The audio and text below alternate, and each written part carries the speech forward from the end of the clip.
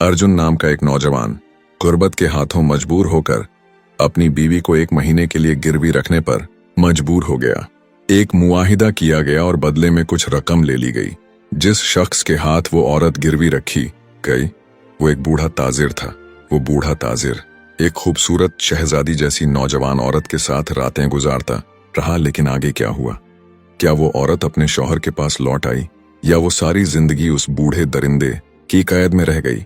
एक मुसाफिर अर्जुन अपनी बीवी प्रिया के साथ अपने गांव मराठवाड़ा से दूसरे शहर पूना मजदूरी की तलाश में निकला। दिन भर का सफर तय करने के बाद जब वो पूना के करीब पहुंचे, डाकुओं ने उन पर हमला कर दिया। अर्जुन और प्रिया के पास जो थोड़ा बहुत सामान था वो सब डाकू लूट कर ले गए। यहां तक कि उनके पहनने के कपड़े और रास्ते का जरूरी ज़्यादा राह भी छीन लिया। दोनों मियाँ बीवी को खाली हाथ तन्हा छोड़कर डाकू फरार हो गए। सब कुछ लुटने के बाद अर्जुन और प्रिया पर जैसे कयामत टूट पड़ी। एक अनजान शहर में जहां न कोई जानने वाला था, न कोई ठिकाना और न ही जेब में एक पैसा। अर्जुन बेहद परेशान हो गया। वो सोचता जा रहा था कि एक अजनबी जमीन पर बगैर पैसे के जीना कितना मुश्किल है। अर्जुन प्रिया का हाथ थामे खामोशी से शहर की तरफ चल पड़ा। दिल में सवाल उठ रहे थे कि अब क्या होगा। न मजदूरी का कोई मौका है, न खाने के लिए एक लुकमा मयस्सर। हर कदम के साथ उसकी मायूसी बढ़ती जा रही थी। चलते चलते अर्जुन की नजर पूना के बाहर एक सायादार पीपल के दरख्त के नीचे बैठे एक बुजुर्ग साधु पर पड़ी। अर्जुन ने सोचा शायद ये साधु मेरी कोई मदद कर सकें। क्यों ना अपनी हालत इनके सामने रख दूं। ये सोचकर वो प्रिया को साथ लेकर साधु बाबा के करीब जा पहुंचा। अर्जुन ने बड़े अदब के अंदाज में सारी कहानी सुनाई और कहा, बाबा जी, हम दोनों लुट गए हैं। न खाने को कुछ है, न पीने को। मजदूरी की बात तो बहुत दूर की है। अगर आप हमारी कुछ मदद कर दें तो ये एहसान उम्र भर नहीं भूलेंगे। साधु बाबा ने अर्जुन की हालत देखकर दिल ही दिल में अफसोस किया और कहा, बेटा, मेरे अपने हाथ भी खाली हैं, लेकिन मैं एक नेक दिल बनिए को जानता हूं जो जरूरतमंदों की मदद करता है। तुम लोग उसके पास जाओ और अपनी तकलीफें उसे सुनाओ। शायद भगवान तुम्हारे लिए कोई रास्ता निकाल दे। अर्जुन ने साधु बाबा का शुक्रिया अदा किया और प्रिया का हाथ थामे रामलाल के घर की तरफ रवाना हो गया। प्रिया बहुत हसीन और दिलकश थी। उसकी मासूमियत और खूबसूरती ऐसी थी कि जो देखता पल भर को देखता रह जाता। अर्जुन अपनी नेकी पर भरोसा करते हुए उसे लेकर सीधा रामलाल के दर पर पहुंच गया। दूसरा हिस्सा, रामलाल की चाल और अर्जुन का इम्तिहान। रामलाल ने जब प्रिया को देखा तो दिल ही दिल में उसके हुस्न पर फरीफ्ता हो गया, मगर अर्जुन को इस बात का कोई अंदाजा न था। वो तो सादा दिल से बनिए के सामने झुककर आजीजी से बोला, बनिया जी, मेहरबानी फरमाकर मुझे थोड़े से पैसे उधार दे दीजिए। रामलाल का अपना एक उसूल था, वो बगैर जमानत के किसी को 1 रुपया भी नहीं देता था।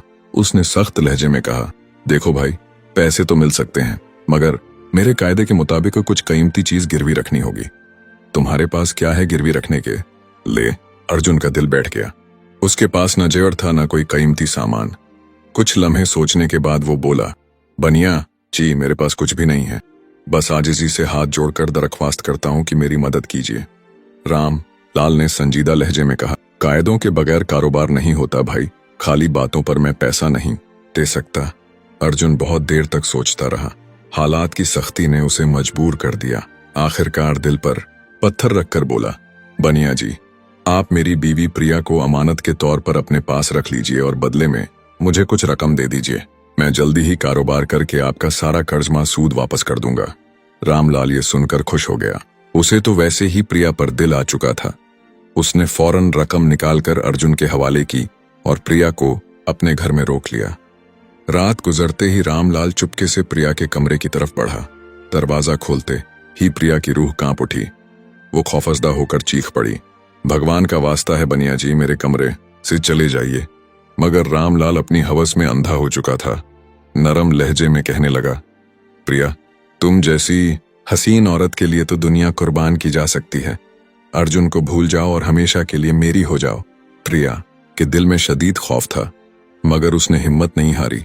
बड़ी दानाई से जवाब दिया, अगर आप मुझे जबरदस्ती अपने पास रखना चाहते हैं तो कम अज कम मुझे कुछ दिनों की मोहलत दीजिए। मैं खुद सोच लूंगी कि मेरा क्या बनेगा। रामलाल को लगा कि प्रिया मानने लगी है, इसलिए उसने उसे कुछ दिन की मोहलत दे दी।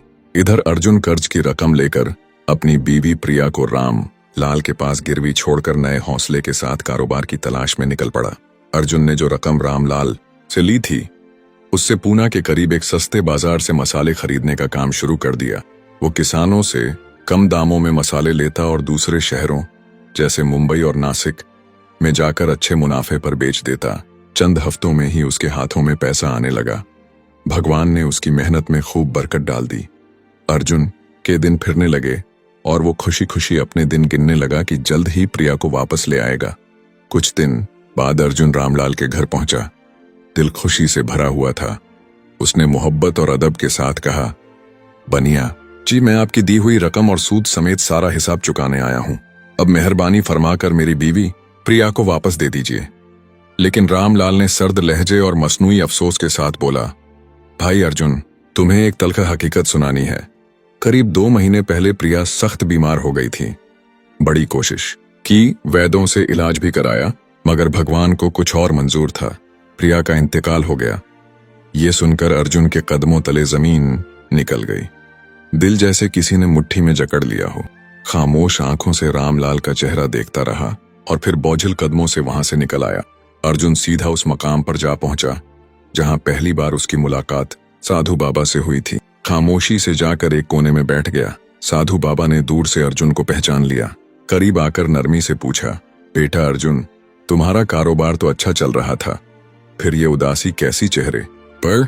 अर्जुन ने नम आंखों के साथ आह भरी और बोला, बाबा जी, प्रिया अब इस दुनिया में नहीं रही। रामलाल ने कहा कि वो बीमारी के बाइस मर गई है। मैं अपनी किस्मत का लिखा समझकर खामोशी से वापस आ गया हूं। साधु बाबा ने अर्जुन की बात सुनी तो हल्के से मुस्कुरा दिया और मोहब्बत से बोला, ओ भोले अर्जुन, तुम्हें धोखा दिया गया है। प्रिया न मरी है न कहीं गई है। वो आज भी रामलाल के घर में जिंदा कैद है। अगर अपनी बीवी को पाना चाहते हो तो फौरन राजा विक्रमजीत के दरबार में जाकर इंसाफ की फरियाद करो। हमारा राजा बड़ा इंसाफ पसंद है। तीसरा हिस्सा, अर्जुन की पुकार और साधु की तदबीर, वो तुम्हें हक जरूर दिलाएगा। अर्जुन को अब सारी बात समझ में आ गई। दिल में उम्मीद की एक चिंगारी जल उठी। वो जल्दी से राज महल की तरफ रवाना हो गया। दरबार में पहुंचकर अर्जुन ने राजा विक्रमजीत के सामने आजीजी से अर्ज की, महाराज, मैं एक मेहनती और ईमानदार मुसाफिर हूं। मजबूरी में अपनी बीवी प्रिया को अमानत के तौर पर बनिए के पास छोड़ा था। वादा था कि जल्दी कर्ज वापस कर दूंगा। आज मैं सारा कर्ज लेकर आया हूं, मगर रामलाल कहता है कि मेरी बीवी फौत हो गई। न कोई निशान, न कोई गवाही। मैं इंसाफ की भीख मांगता हूं। राजा विक्रमजीत ने गहरी नजरों से अर्जुन को देखा और संजीदगी से कहा, यह बहुत बड़ा इल्जाम है। रामलाल को फौरन दरबार में हाजिर करवाया जाए। चंद लम्हों बाद रामलाल दरबार में हाजिर कर दिया गया। राजा ने उससे सख्त लहजे में सवाल किया, क्या यह सच है कि बंजारा अर्जुन ने अपनी बीवी को तुम्हारे पास गिरवी रखा था? रामलाल ने झूठ छुपाते हुए हिचकिचाते हुए जवाब दिया, जी महाराज, ये सच है। राजा विक्रमजीत ने दरबार में रामलाल से फिर सख्ती से पूछा, तो अर्जुन ने कुछ रकम के बदले अपनी बीवी प्रिया को तुम्हारे पास अमानत के तौर पर गिरवी रखा था? रामलाल ने थोड़ा झिझकते हुए कहा, जी हाँ महाराज। राजा ने और पूछा, तो फिर अब ये अपनी बीवी को क्यों नहीं ले सकता? रामलाल ने सख्त लहजे में जवाब दिया, महाराज, ये गरीब आदमी बहुत दिनों बाद आया है। इसे मालूम नहीं कि 2 महीने पहले प्रिया अचानक सख्त बीमार हो गई थी। हमने इलाज की बहुत कोशिश की, वैद्यों से दवाइयां भी मंगवाई, मगर अफसोस कि वो बच न सकी। भगवान की मर्जी के आगे किसका बस चलता है? मैं खुद दिल से अफसुर्दा हूं। अब भला मैं भगवान के पास जाकर उसे कैसे वापस ला सकता हूं? राजा विक्रमजीत ने गहरी नजरों से उसे देखा और सख्ती से पूछा, क्या तुम्हारे पास कोई गवाह है जो ये साबित कर सके कि अर्जुन की बीवी की मौत हो चुकी है? रामलाल ने चंद लम्हे सर झुकाए और फिर एतमाद से बोला, जी हाँ महाराज, जिस वैद्य से इलाज कराया था वो भी गवाही देगा, और 4 आदमी ऐसे हैं जिन्होंने प्रिया का जनाजा ले जाकर श्मशान घाट में जलाया था। राजा ने फौरन हुक्म दिया कि वैद्य और वो 4 आदमी दरबार में हाजिर किए जाए। रामलाल इतने यकीन और नरमी से बात कर रहा था कि दरबार में मौजूद कई लोगों को भी शक होने लगा। राजा ने भी दिल में सोचा कि शायद रामलाल सच कह रहा हो। तब राजा ने अर्जुन की तरफ देखा और कहा, बेटा, अगर तुम्हारी बीवी जिंदा होती तो हम जरूर तुम्हें इंसाफ दिलाते, मगर फैसले के सामने बेबस हैं। ये सुनकर अर्जुन का दिल जैसे बोझ तले दब गया। आंखों में नमी लिए थके कदमों से दरबार से बाहर निकल आया। अर्जुन सीधा साधु बाबा के पास पहुंचा और दरबार में पेश आने वाला सारा वाकया बयान कर दिया। साधु बाबा ने सर झुकाकर गहरी सांस ली और अफसोस भरे लहजे में कहा, मैंने राजा विक्रमजीत को इतना सादा दिल नहीं समझा था। उन्होंने रामलाल की बातों पर भरोसा कर लिया, लेकिन अब भी वक्त है, मेरी बात गौर से सुनो। साधु ने अर्जुन को करीब बुलाकर कहा, जाओ राजा के दरबार में और अर्जा करो।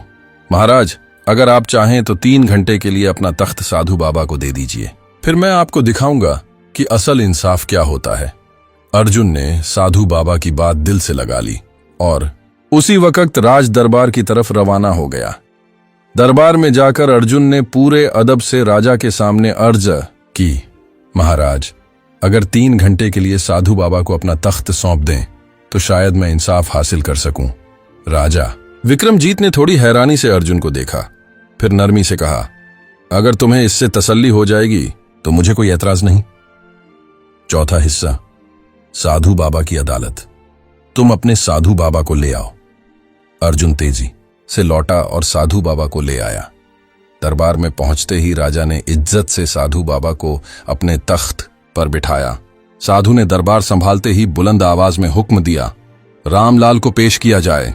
चंद लम्हों बाद रामलाल हाथ जोड़ते हुए दरबार में लाया गया। साधु ने गहरी आवाज में सवाल किया, राम लाल, क्या तुम्हारे पास कोई सबूत है कि 2 महीने पहले अर्जुन की बीवी प्रिया का इंतकाल हो गया था? रामलाल ने पसीना साफ करते हुए कहा, जी महाराज, मेरे पास गवाह मौजूद हैं।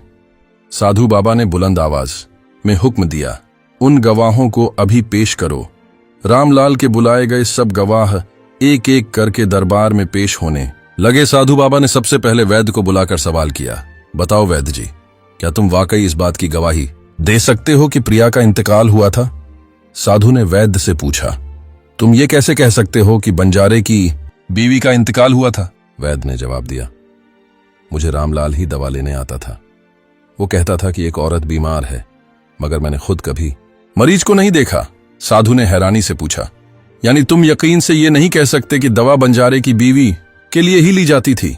वैद्य ने नदामत से कहा, जी, मैं यकीन से नहीं कह सकता, लेकिन हां, रामलाल मुझसे दवा जरूर ले जाया करता था। साधु ने सख्त लहजे में कहा, तो इसका मतलब यह हुआ कि तुम मरीज को देखे बगैर ही दवा दे देते थे? ये तो बहुत ही अजीब बात है। अगर तुम दवा के बजाय जहर देते तो हो सकता है तुम्हारे दिए गए जहर से ही बंजारे की बीवी की मौत हुई हो।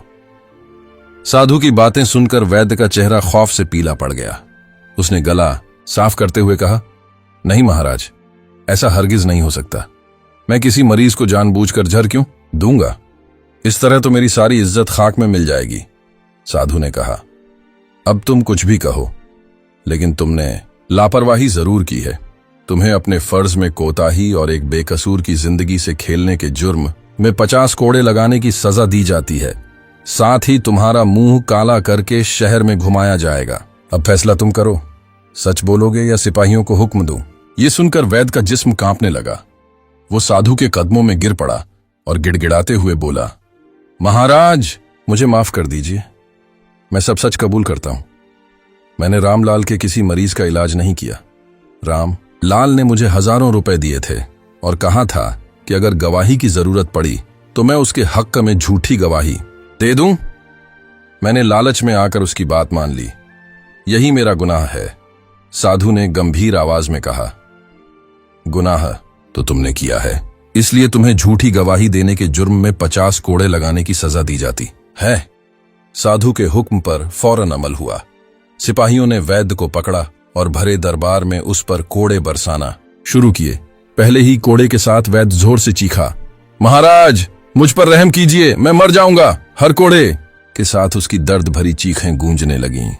ये मंजर देखकर रामलाल के बाकी चारों गवाहों के चेहरे भी जर्द हो गए।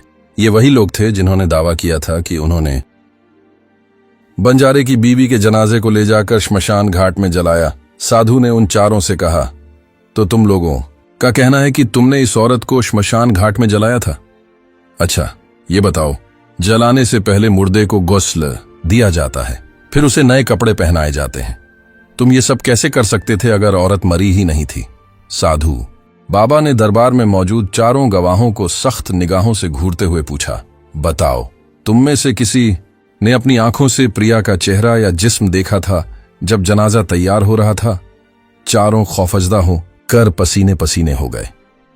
थरथराते हुए एक ने हिम्मत करके कहा, नहीं महाराज, हमने तो उसका चेहरा या जिस्म देखा ही नहीं था।